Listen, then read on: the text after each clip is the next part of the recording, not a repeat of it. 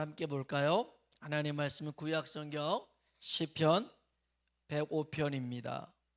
시편 105편 1절로 4절에 있는 말씀인데요. 한 절 한 절 마지막 한 절 한 절 같이 읽으면 될 것 같네요. 제가 먼저 1절 읽겠습니다.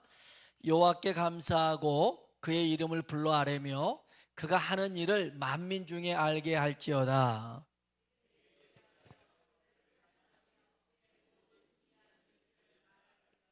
그의 거룩한 이름을 자랑하라. 여호와를 구하는 자들은 마음이 즐거울지로다. 여호와 그의 능력을 구할지어다. 아멘. 아멘. 우리 서로 한번 인사합시다. 하나님의 은혜가 당신에게 임하기를 원합니다. 당신에게 임하기를 원합니다. 아멘. 한 번 더 하나님이 당신에게 복 주시기를 원합니다. 하나님이 당신에게 복 주시기를 원합니다. 아멘. 아멘. 구약 시대에 하나님의 임재를 상징하는 것이 있었습니다. 이스라엘 백성이 광야를 걸을 때요, 불기둥이 있었고요, 구름기둥이 있었습니다. 그래서 저녁에 걷거나 장막을 칠 때 따뜻하기 위해서 불기둥이 있었고요, 낮에 걸을 때는 구름기둥이 있어서 그들에게 그늘이 되어줬습니다. 이 불기둥과 구름기둥은 하나님을 믿지 않는 세상 사람들, 또 이스라엘 외의 다른 사람들은 그 불기둥 구름기둥을 보면서 저 이스라엘 백성과 하나님이 함께하구나, 이런 것을 알 수가 있었죠. 그래서 불기둥 구름기둥은 하나님이 함께 하신다는 외적 증거였어요. 사람들한테 보여지니까. 그래서 우리도 그런 경우가 있어요. 하나님이 우리와 함께한다, 이런 것들을 우리가 안에서 꺼내볼 수는 없지만 삶 속에서 이런 문제가 있었는데 하나님이 이 가정에 이렇게 역사하셨네, 이건 길이 없었는데 하나님이 하셨네, 이건 사람이 못 고치는 것을 하나님이 하셨네, 이런 것들을 나타날 때가 있잖아요. 이런 것으로 인해서 하나님이 함께하구나 알 수 있게 되는 거였습니다. 그래서 구약에는 이렇게 불기둥 구름기둥으로 하나님이 함께 하심을 보여줬고, 이제는 내적 증거로요, 이스라엘 백성들에게 좀 더 확실하게 내가 너와 함께 한다라는 것을 하나님이 보여주셨던 게 있는데, 그게 뭐였냐면 성막이었어요.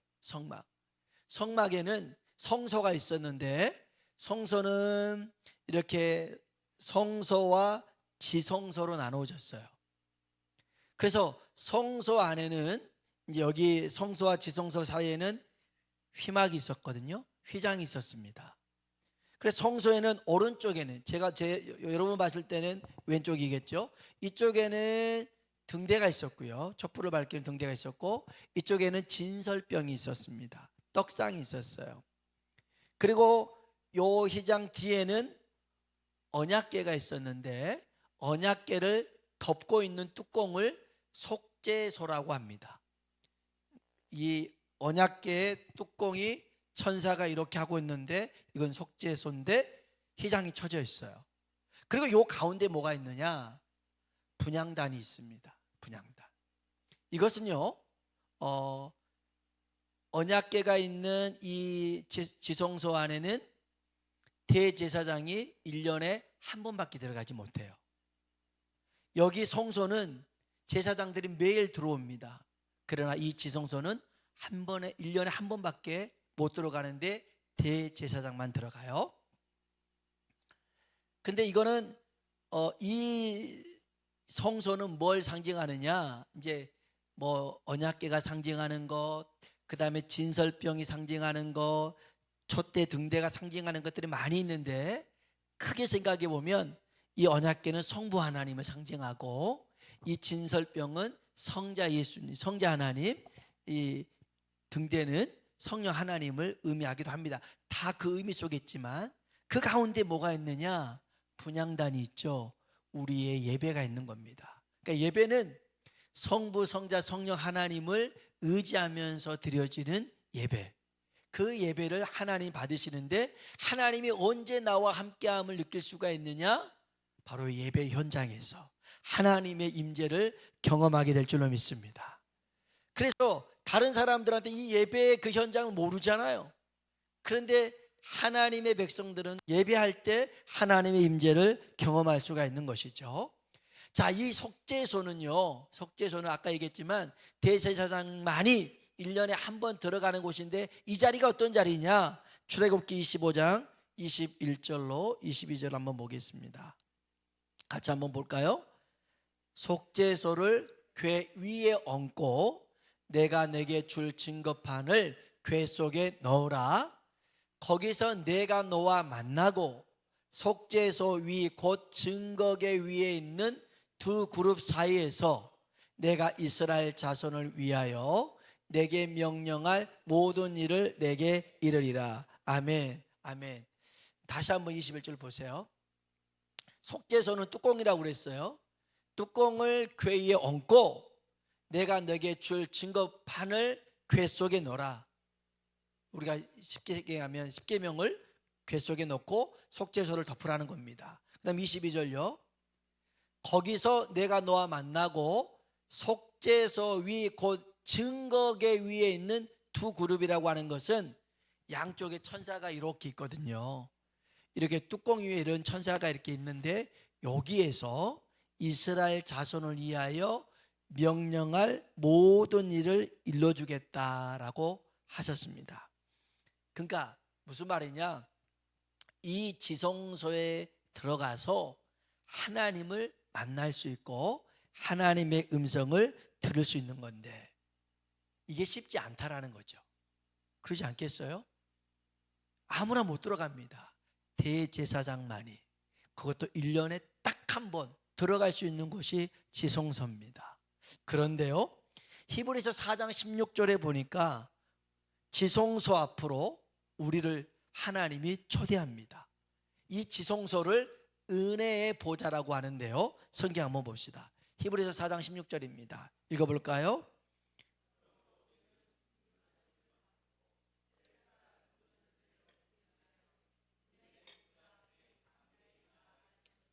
아멘. 아멘.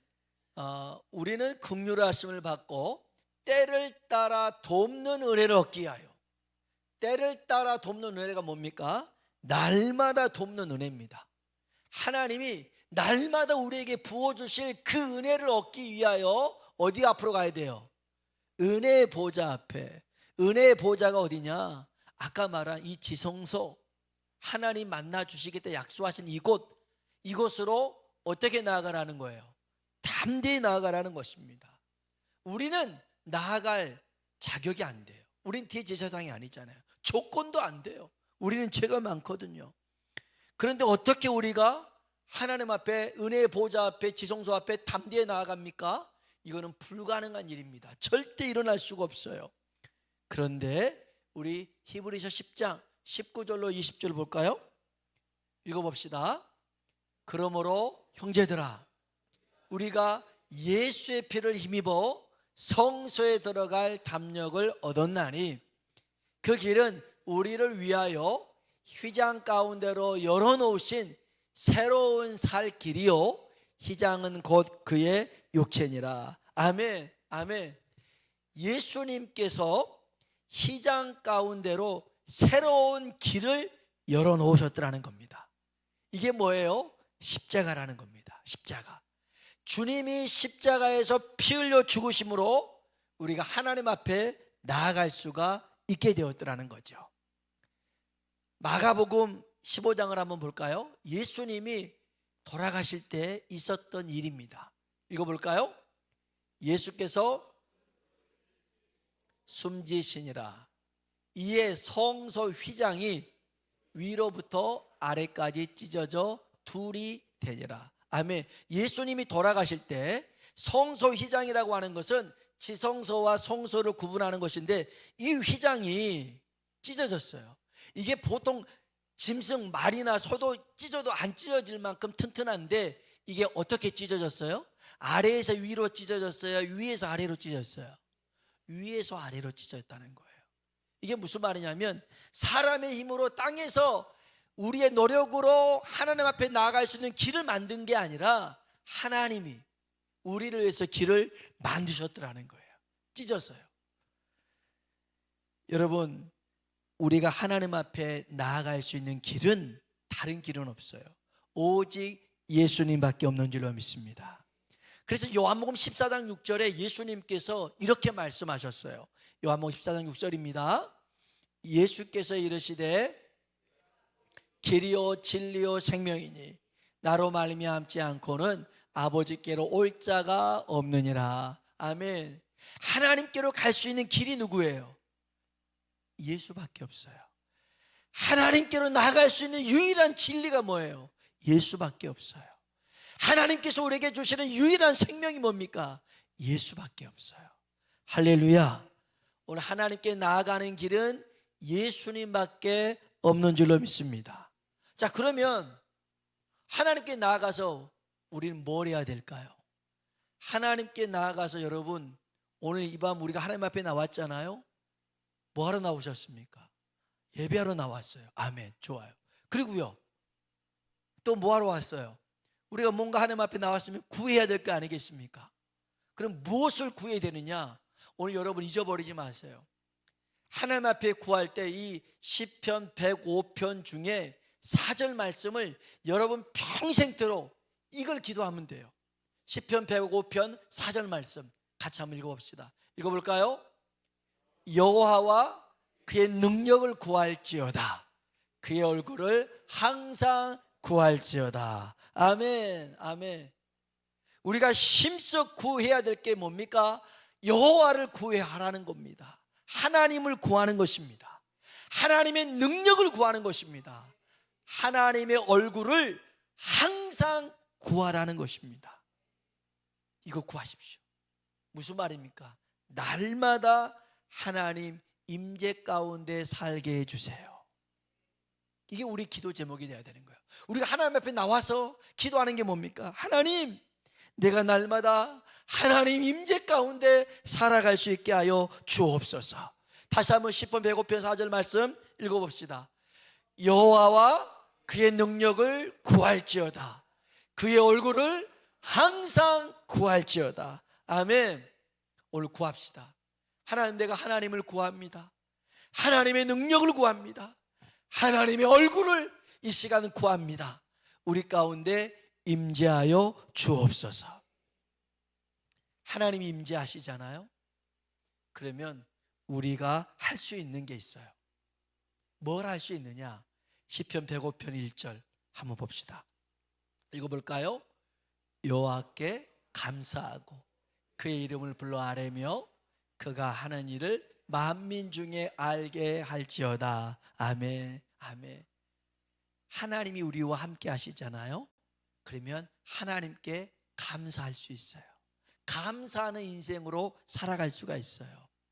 여러분, 감사가 언제 나오냐면, 물론 내가 원하는 것이 막 이루어졌을 때 감사가 나오죠. 그러나 그렇지 않을 때도 감사할 수 있어요. 하박국처럼 늘 얘기하잖아요. 무화과 나무 잎이 마르지만 포도 열매가 없지만 난 누구로 인하여 즐거워하고? 여호와로 인하여 즐거워하고 감사한다. 하나님이 나와 함께 하시면 우리는 감사할 수 있습니다. 하나님의 능력이 임하잖아요. 그러면 환경에 상관없이 감사하며 살아갈 수가 있어요. 그래서 여러분, 내 삶에 감사가 좀 결핍되고 부족하다? 그러면 하나님을 구하세요. 하나님의 능력을 구하세요. 하나님, 내게 하나님의 능력을 주시고 하나님의 얼굴을 비춰주셔서 내 삶에 감사가 넘쳐나게 하여 주옵소서. 감사하며 살아가는 거예요. 그게 하나님과 함께하는 사람의 첫 번째 증거예요. 두 번째 증거가 있어요. 하나님을 찬양하게 되는 거예요. 시편 105편 2절입니다. 읽어볼까요? 그에게 노래하며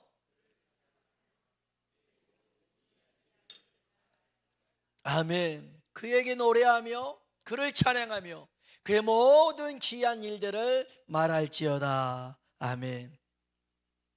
미국 시카고에 살고 있는 스탠포드라는 사람이 있어요. 그 사람이 나이가 43인데 장로였어요. 그리고 유명한 변호사였어요. 자녀를 5명 뒀거든요. 1남 사녀였어요. 그런데 1871년 아들이 4살 때 폐렴으로 죽었어요. 일남 사녀였는데 막둥이가 죽었어요. 그리고 2년 있다가 그리고 몇 달 있다가 이 시카고에 큰 화재가 생겼어요. 대화재가 생겼어요. 그때 이 스탠포드 이 모든 재산을 그 불에 다 잃어버렸어요. 얼마나 속상하겠어요. 몇 달 전에 아들 죽고 그 다음에 전 재산을 잃고 이런 상황이었어요. 근데 너무 안 좋죠. 그래서 2년 있다가 1873년에 아내가 너무 이제 약해졌으니까 아들도 죽고 또 이렇게 했으니까 여러분 힘드니까 이 병약한 아내와 4딸들 데리고 유럽으로 여행을 가기로 했어요. 그 프랑스 여객선 빌르 드 아브루어라는 배에 이제 타고 가려고 하는 순간에 그 시카고 화재 때 무디 교회라고 이 교회도 같이 불타버렸거든요. 그러니까 본인이 출석하는 교회였고 그 교회 장로였으니까. 근데 이제 이게 재정 문제 때문에 그 스탠포드 장로를 그 변호사를 부른 거였어요. 지금 배 타고 가야 되는데 근데 부르니까 어떻게 하겠어요? 회계를 또 담당하고 있으니 그러면 아내하고 4딸만 갔다 와라. 나는 여기서 교회 업무를 보겠다 하고선 보냈어요. 그리고 자기는 그 일을 했어요. 1873년 그해 11월 22일 이 프랑스 배가 가다가 영국 철갑선 로체노하고 충돌을 해버렸어요. 그래서 거기서 배가 침몰해서 226명이 죽었죠. 실제 있었던 일을 얘기하는 겁니다. 12분 만에 그렇게 충돌해서 많은 사람이 죽었어요. 거기에 4딸이 다 죽고 말았어요. 아내만 살았어요. 아내한테서 전보가 왔어요. Saved alone. 혼자 살았어요. 그런 전보를 받았어요. 기가 막히죠. 그래서 그 전보를 받고 다음 배를 타고 이 스탠포드가 이제 그 아내를 데리러 가요. 그 배가 그 사고 현장을 지나가는데 얼마나 마음이 무너지겠어요. 제가 지난 휴가 때 정말 가보고 싶었는데 못 가봤거든요. 진도에 그 세월호가 이렇게 침몰했을 때 그 팽목항을 꼭 한번 가보고 싶었어요. 그래서 휴가 때 팽목항을 한번 가봤어요. 10년 됐어요. 10년. 가보니까 그냥 또 이런 거 얘기하면 또 이제 정치적으로 또 이상하게 생각하는데 그냥 그 현장에 가본 거예요. 뭐 이게 좌파다 우파다 이게 아니잖아요. 역사 현장을 가본 거였는데 이미 사람들의 발걸음이 뜸해졌어요. 기록된 것들은 다 흐려지고 깃발들도 다 낡아지고 그냥 여기가 옛날에 그런 장소예요 라는 그런 것들만 남아 있었어요. 근데 가서 그런 여러 가지 것들을 살펴보면서 마음이 여전히 아리더라고요. 그런데 이 스탠포드는 거기 가는데 며칠 있다가 간 거니까 얼마나 가슴이 아팠겠어요. 내 딸이 그곳에 이렇게 잠들어 있는 그것을 지나가는데 하나님께서 그 마음을 만져주셨어요. 가족을 잃은 슬픔이 얼마나 크겠어요. 그런데 그 마음 안에 주님이 평안함을 주셨어요. 마귀라는 놈이 이 안에서 얼마나 요동을 치게끔 만들겠어요. 봐라, 네 자녀 다 데려갔지 않냐? 네 재산 다 잃었지 않냐? 너한테 뭐가 있길래 네가 하나님을 찬양하고 하나님 의지할 수 있겠냐? 이런 생각들이 얼마나 요동을 쳤겠어요. 그런데 하나님이 그와 함께 하시고 그 마음 안에 평안함을 주니까 그것을 지나가면서 그가 시를 씁니다. 그 시의 내용이 찬송가 470장이에요. 가사는 이래요. 내 평생에 가는 길 순탄하여 늘 잔잔한 강 같든지 큰 풍파로 무섭고 어렵든지 나의 영혼은 늘 편하다.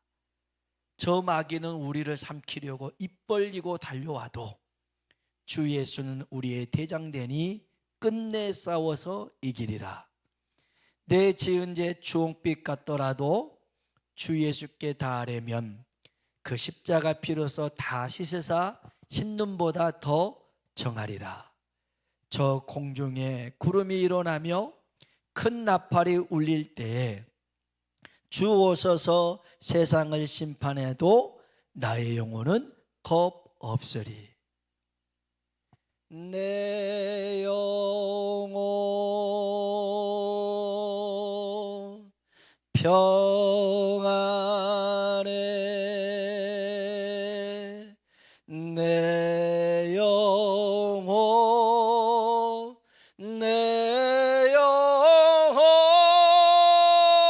평안해.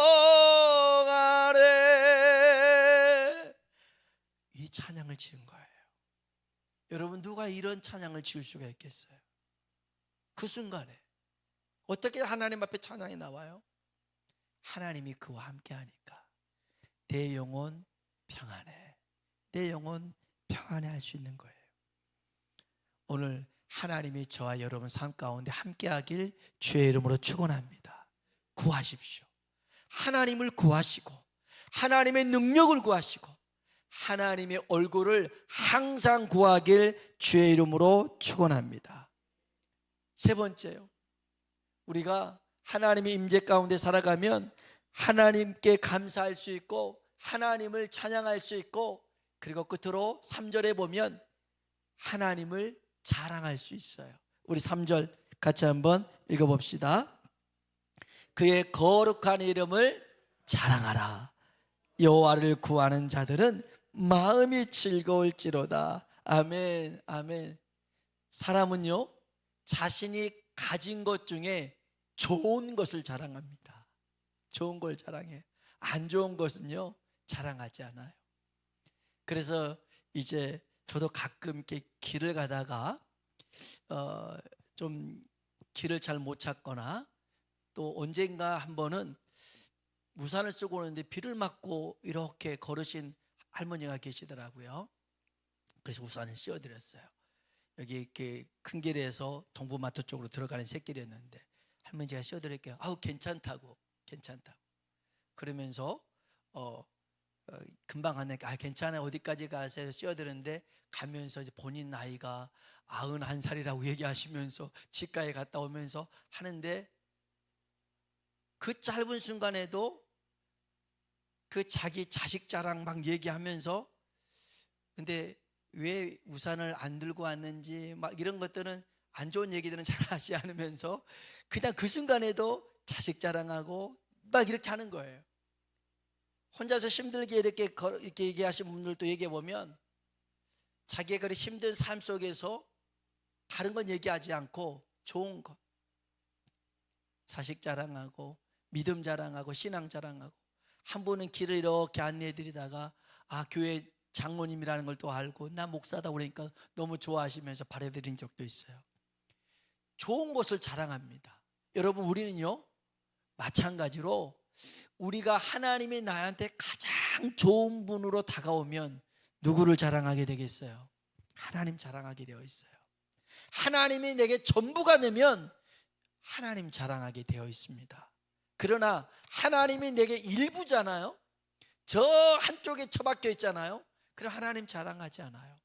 내가 가진, 내가 좋게 여기는 그것을 자랑한단 말이에요. 그런데 우리가 아까 시편 105편 4절이 뭐예요? 여호와를 구하라. 여호와의 능력을 구하라. 여호와의 얼굴을 항상 구하라. 하나님 앞에 나아가서 하나님의 임재 가운데 살아간다면 우리는 하나님을 자랑하며 살 수 있어요. 이런 은혜가 우리의 삶 가운데 넘쳐나길 주의 이름으로 축원합니다. 우리 같이